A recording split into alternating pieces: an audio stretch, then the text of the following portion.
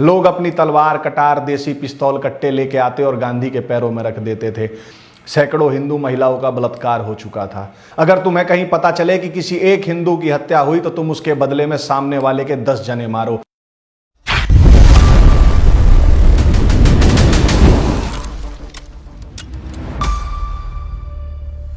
16 अगस्त 1946 को direct action day के दिन शुरू हुआ हिंदुओं पर हमले का सिलसिला रुकने का नाम नहीं ले रहा था। चारों ओर हिंदू मारे जा रहे थे, काटे जा रहे थे।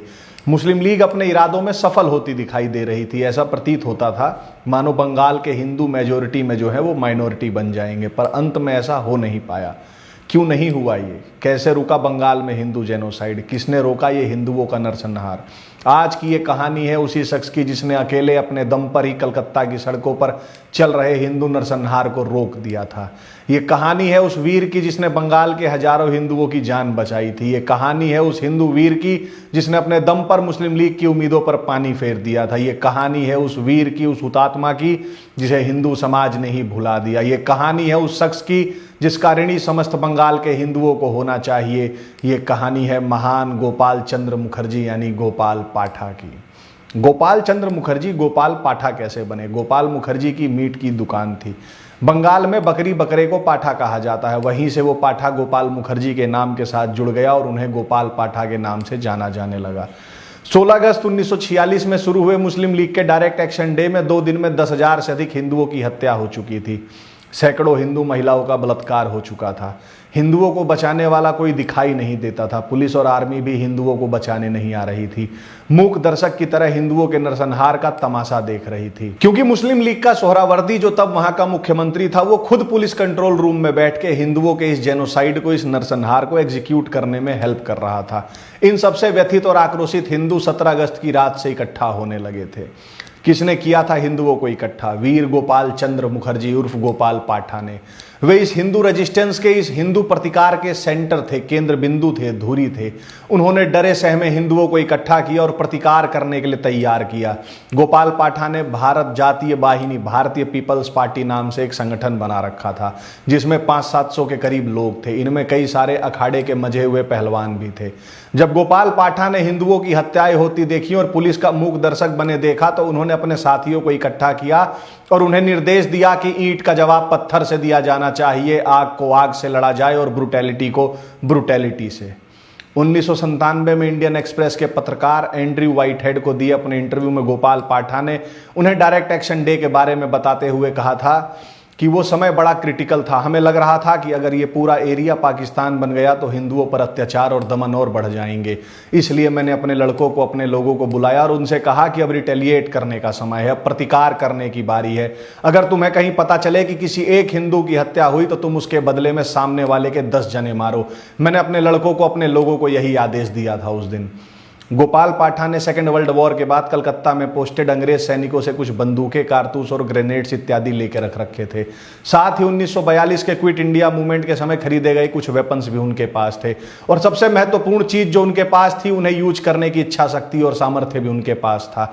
मानव मस्तिष्क से बड़ा वेपन, हथियार दुनिया में कुछ भी नहीं। और इस प्रकार 18 अगस्त 1946 को बंगाल में हिंदू प्रतिकार, हिंदू रेजिस्टेंस की शुरुआत हुई गोपाल पाठा के नेतृत्व में। सोहरावर्दी ने अपने गुंडों को तो कह दिया था कि वो उन्हें 2 और दिन का समय दे सकता है, पुलिस आर्मी उनका कुछ नहीं करेगी, जितना कत्लेआम करना है काफिरों का कर लो, पर हिंदू मेजोरिटी कलकत्ता को मुस्लिम मेजोरिटी में बदल दो। पर उन्हें अगले ही दिन होने वाले फेरोसियस हिंदू प्रतिकार का कोई अंदाजा नहीं था। हिंदू बस्ती में हमला करने आए मुस्लिम लीग के गुंडों को पहले वहां हुरों के पास पहुंचाया गया और फिर गोपाल पाठा और उनके साथी इस युद्ध को उल्टा मुस्लिम बस्तियों में ले गए। मुस्लिम लीग की सेना, मुस्लिम नेशनल गार्ड के जोम्बीज को भारी संख्या में 72 हुरों के पास पहुंचा दिया गया। लेकिन इन सब में एक भी महिला या बच्चे को हार्म नहीं किया गया था गोपाल पाठा और उनके सहयोगियों द्वारा। अगले 3 दिन तक गोपाल पाठा और उनके सहयोगियों ने जिन जिन जोम्बीज ने हिंदुओं की हत्या की थी, हिंदू बहन बेटियों का बलात्कार किया था, उन्हें खोज खोज के हंट डाउन किया, यानी हुरों के पास पहुंचा दिया। मुस्लिमों का वही भ्रम था जो आज भी है कि हम मियाँ भाई लोग बड़े डेयरिंग होते हैं और हिंदू तो कमजोर होते हैं, कायर होते हैं। उनका यह भ्रम 20 अगस्त आते आते समाप्त हो गया जब बंगाल में डेथ टोल, मृतक संख्या हिंदुओं से ज्यादा डेयरिंग मियाँ भाई लोगों की हो गई।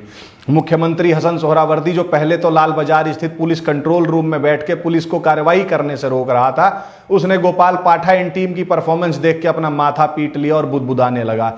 हिंदुओं के नरसंहार के लिए जॉम्बीज की भीड़ को भड़काऊ भाषण देकर उकसाने वाले उसी सोहरावर्दी ने, उसी मुस्लिम लीग के नेता ने अपने दो खास लोगों को, जिनमें एक का नाम था जीजी अजमीरी जो मुस्लिम लीग की स्टूडेंट विंग का नेता था, और दूसरा था शेख मुजीबुर रहमान जो मुस्लिम लीग की सेना मुस्लिम नेशनल गार्ड का सदस्य था, इन दोनों को गोपाल पाठा के पास ट्रूस के लिए भेजा, समझौते के लिए भेजा। ये गए और इन्होंने गोपाल पाठा से विनती की कि ये हत्याएं रोक दो, हमें मत मारो, हमें माफ कर दो। गोपाल पाठा ने उनकी विनती स्वीकार कर ली, इस शर्त के साथ कि पहले मुस्लिम लीग हिंदुओं पर हो रहे हमले बंद करे, उसके बाद हम भी बंद कर देंगे। और इस प्रकार 16 अगस्त 1946 को बंगाल में शुरू हुआ हिंदू जेनोसाइड रुका। ये कलकत्ता किलिंग्स बंगाल और भारत के दूसरे हिस्सों में भी फैल गई थी और भारत के बंटवारे तक ये दंगे फसाद होते रहे। और इसीलिए गोपाल पाठा ने अपनी पहलवानों की सेना भारत जातीय वाहिनी को हिंदुओं के सुरक्षा कवच के रूप में चालू रखा। उन्होंने अपनी वाहिनी भंग नहीं करी।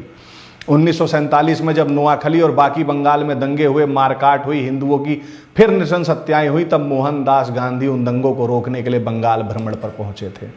पत्रकार शैलेंद्र चटर्जी सदैव गांधी के कामों को डॉक्यूमेंट करने के लिए उनके साथ रहते थे।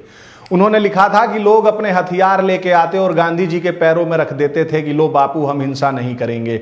लोग अपनी तलवार, कटार, देसी पिस्तौल, कट्टे लेके आते और गांधी के पैरों में रख देते थे। माउंटबेटन ने इसे चमत्कार कहा था, गांधी का चमत्कार। पर गोपाल पाठा गांधीवादी नहीं बने। एंड्रयू व्हाइटहेड को दिए अपने इंटरव्यू में उन्होंने बताया था कि गांधी ने मुझे 2 बार बुलाया पर मैं नहीं गया। तीसरी बार मुझे एक लोकल कांग्रेस के नेता ने कहा कि मैं कम से कम अपने कुछ हथियार ही जमा करा दूं। मैं वहां गया, मैंने वहां देखा लोग अपने खराब हो चुके हथियारों को जमा करा रहे थे। गांधी के सेक्रेटरी ने मुझसे कहा, गोपाल तुम अपने हथियार क्यों नहीं सरेंडर कर देते गांधी जी को। मैंने उनसे कहा, इन हथियारों से मैंने अपने एरिया की हिंदू महिलाओं को बचाया है, अपने लोगों को बचाया है, मैं इन्हें गांधी को सरेंडर नहीं करूंगा। Gandhi ji great Calcutta killings direct action day के समय कहाँ थे जब हिंदुओं का नरसंहार हो रहा था। अगर मैंने अपनी किसी कील से भी हिंदुओं की जान बचाई है तो मैं वो कील भी सरेंडर नहीं करूंगा, हथियार तो दूर की बात है। पर स्वतंत्रता के बाद हमारे कृतघ्न रूलिंग एलीट शासक वर्ग ने गोपाल पाठा जी को भुला दिया। इतिहास की किताबों में भी हमें इस वीर के बारे में नहीं पढ़ाया गया। हजारों हिंदुओं की जान बचाने वाले वीर गोपाल पाठा ने आजादी के बाद इस भारत में गुमनामी का जीवन व्यतीत किया और 2005 में इनकी मृत्यु हुई और वे बैकुंठ धाम को चले गए। पश्चिम बंगाल अगर आज भारत का हिस्सा है तो उसमें गोपाल पाठा का बहुत बड़ा योगदान है। हे हिंदू वीर, नमन आपको, सत सत नमन। कृतज्ञ हिंदुओं को आप पर गर्व है। आप हमारी प्रेरणा हैं, हमारी आशा हैं। माँ काली शक्ति दे हमें आपके पद चिन्हों पर चलने की। जय माँ काली।